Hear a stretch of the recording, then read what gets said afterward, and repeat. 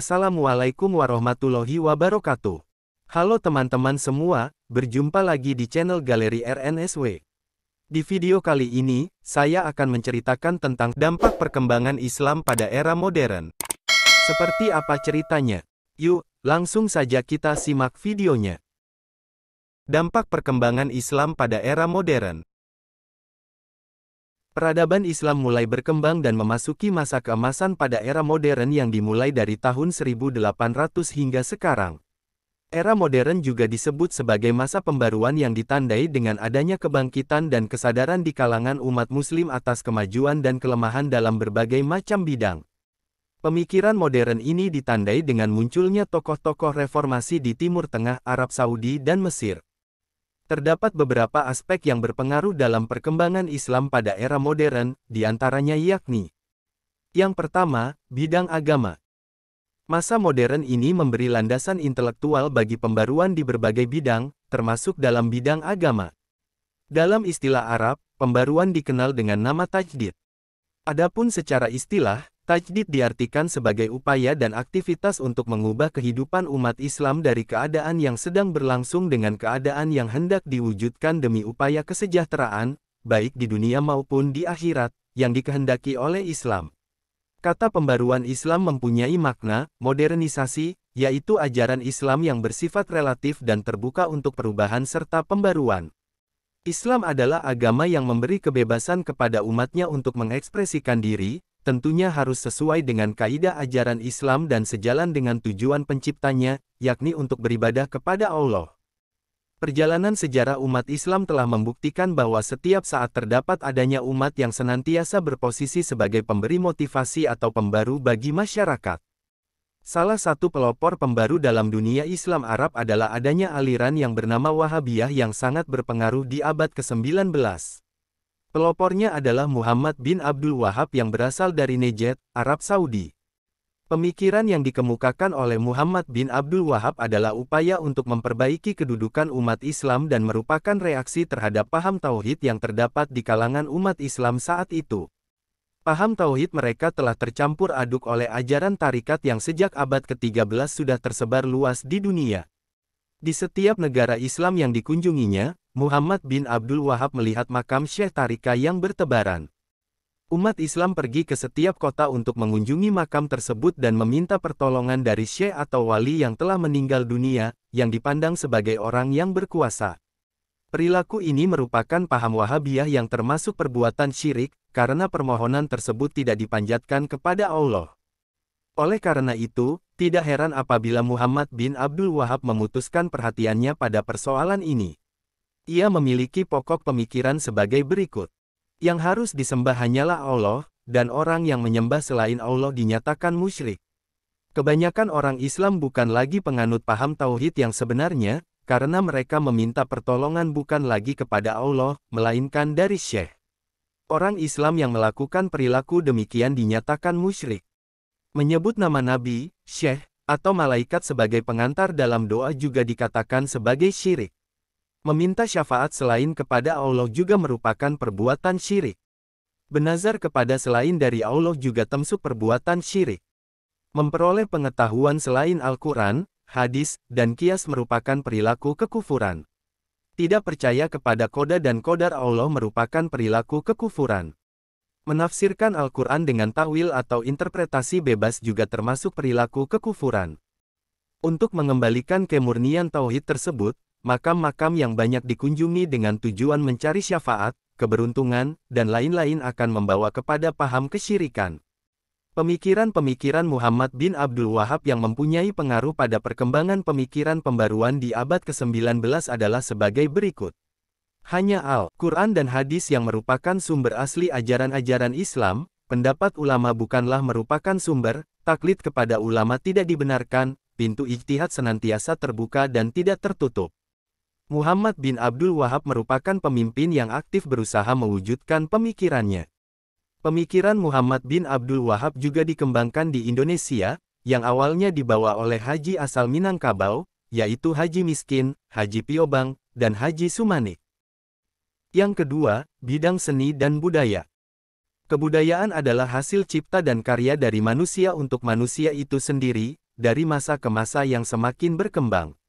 Terdapat beberapa jenis seni dan budaya dalam perkembangan Islam yang meliputi arsitektur, sastra, dan kaligrafi. Masa modern dalam sejarah Islam dikategorikan bermula dari tahun 1800 Masehi dan berlangsung hingga masa sekarang, yang ditandai dengan adanya gerakan pembaruan dalam berbagai bidang.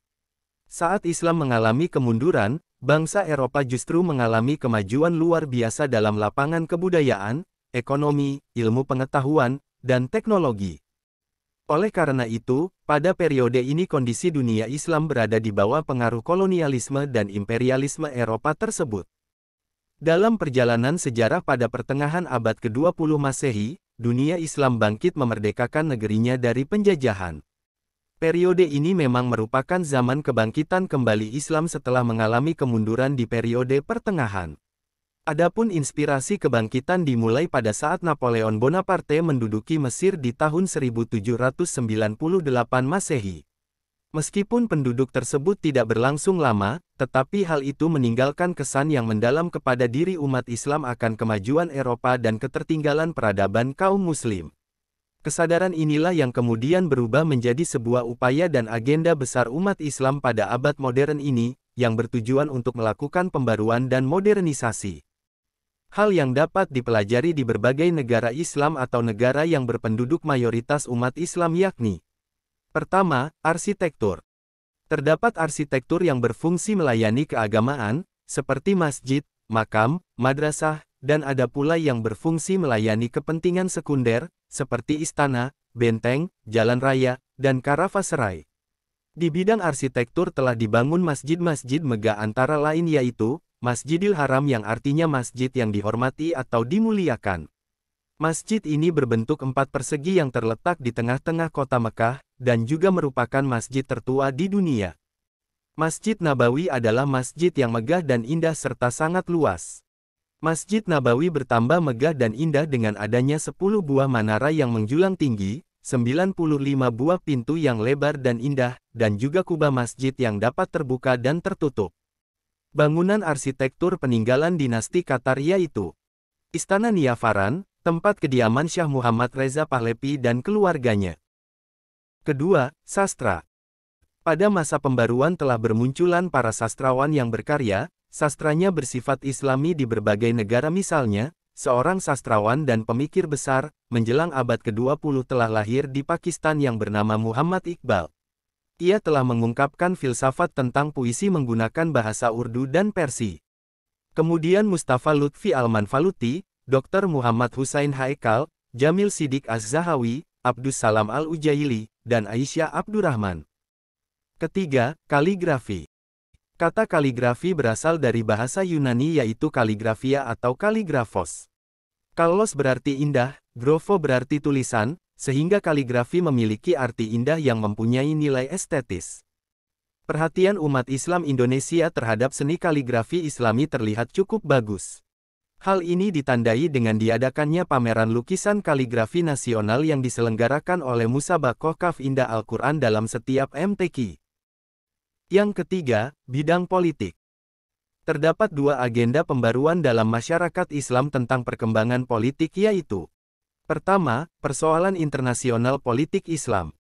Jamaluddin Al-Afghani merupakan tokoh utama penggagas internasionalisme Islam secara politik.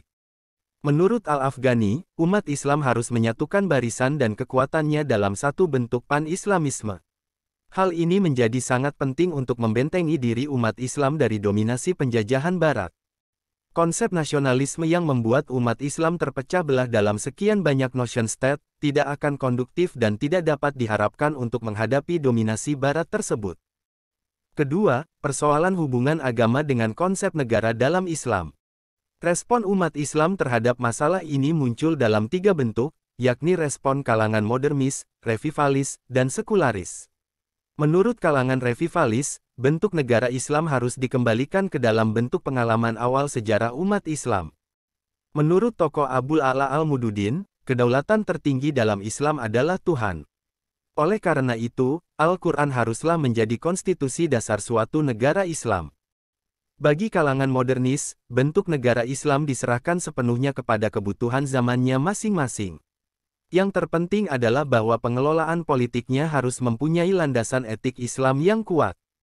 Kalangan yang paling kontroversial adalah kalangan sekularis. Berawal dengan menjelaskan sifat kepemimpinan Nabi, Ali Abdurazik sampai pada kesimpulan bahwa Islam tidak mengatur masalah-masalah kenegaraan, tidak memerintahkan, dan juga tidak melarangnya. Hal ini tampak dalam kepemimpinan Nabi yang murni bersifat keagamaan. Muhammad dalam pandangan Ali Abdurazik, menyerahkan sepenuhnya masalah kenegaraan kepada umat Islam secara rasional dan berdasarkan pengalaman historisnya masing-masing untuk mengatur, mengelola, dan memformat negaranya. Yang keempat, bidang ekonomi. Perekonomian penduduk merupakan syarat utama bagi kelangsungan hidup, dan hal ini disadari oleh Kerajaan Utsmani sebagai negara yang mengalami awal masa pembaruan. Maka dalam hal perekonomian, Kerajaan Utsmani melakukan hal-hal berikut. Pada periode pertama, Kerajaan Utsmani bertujuan menguasai beberapa jalur perdagangan dan beberapa sumber produktif. Berbagai produk dari Iran, Teluk Persia, dan Laut Merah membantu dalam menjadikan Utsmani sebagai pusat perdagangan yang makmur. Beberapa rute haji mengantar masyarakat dari berbagai wilayah Kerajaan Utsmani ke Mekah dan Madinah. Mekah merupakan sebuah kota pusat perdagangan rempah-rempah, mutiara, lada, dan kopi. Penyediaan sarana kendaraan haji di Damaskus, Kairo, dan Baghdad menjadi kegiatan bisnis yang penting. Dalam rentangan abad ke-15 dan 16, Basrah menjadi pusat perdagangan terbesar di Anatolia serta berbagai dermaga terbesar dalam pertukaran barang-barang. Kota Istanbul dibangun dengan merekonstruksi beberapa institusi publik seperti sekolah, rumah sakit, tempat pemandian umum, dan tempat pengabdian. Pada abad ke-17 dan 18, berlangsung perubahan situasi yang sangat menonjol dalam sistem kerajaan Utsmani, artinya terjadi peperangan yang berkepanjangan antara petinggi pusat dan petinggi lokal untuk memperebutkan kekuasaan terhadap pendapatan atas pajak produksi penduduk. Yang kelima, bidang ilmu pengetahuan dan teknologi.